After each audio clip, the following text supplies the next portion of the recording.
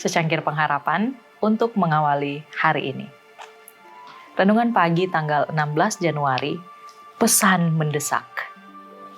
Matius 22 ayat 9, sebab itu pergilah ke persimpangan-persimpangan jalan dan undanglah setiap orang yang kamu jumpai di sana ke perjamuan kawin itu. Penganut Millerisme merasakan desakan untuk memperingatkan dunia agar bersiap menyambut kedatangan Kristus.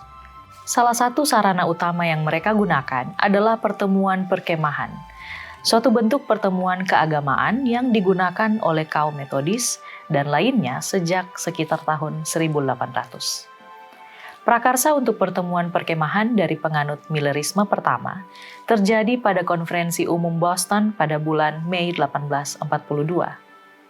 Pada tanggal yang sama, di tahun 1843, yang sudah tentu semakin dekat dengan peristiwa besar ini, ternyata sebagian besar dunia belum memperoleh peringatan.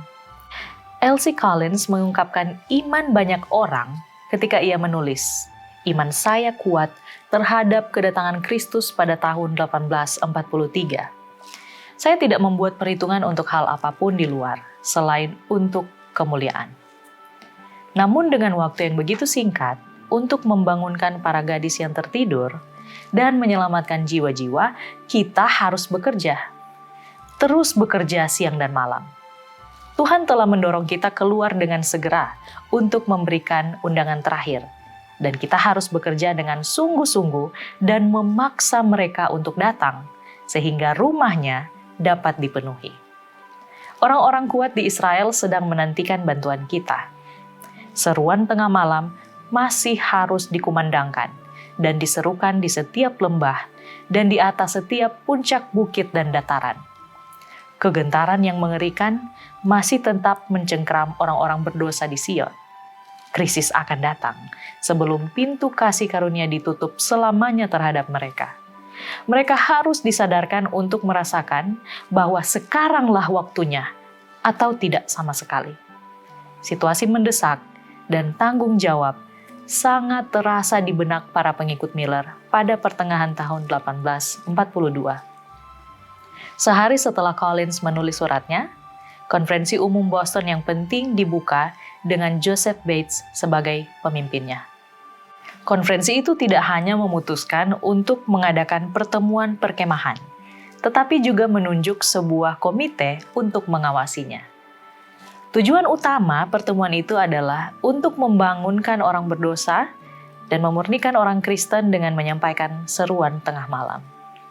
Beberapa pengikut Miller merasa bahwa upaya untuk mengadakan pertemuan semacam itu agak berlebihan. Bagaimanapun, pertemuan perkemahan adalah usaha yang besar. Apa? Tanya beberapa orang. Segelintir orang Advent atau penanti kedatangan Kristus mengadakan pertemuan perkemahan. Wah, mereka hampir tidak mampu mengadakan pertemuan di gedung. Namun kata kuncinya adalah bahwa mereka akan mencoba meskipun kelihatannya sulit.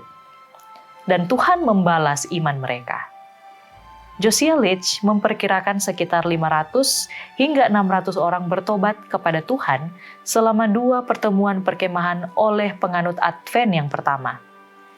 Ada pelajaran di sini. Yang penting bukanlah penampilan luar, tetapi berkat Tuhan. Dan Dia tetap bersedia memberkati mereka yang mau melangkah maju dalam iman dan untuk mencoba. Doa kita hari ini. Tuhan, nyatakan kuasa-Mu atas kami, agar kami bekerja sungguh membangunkan jiwa dan memuliakan-Mu selalu. Amin.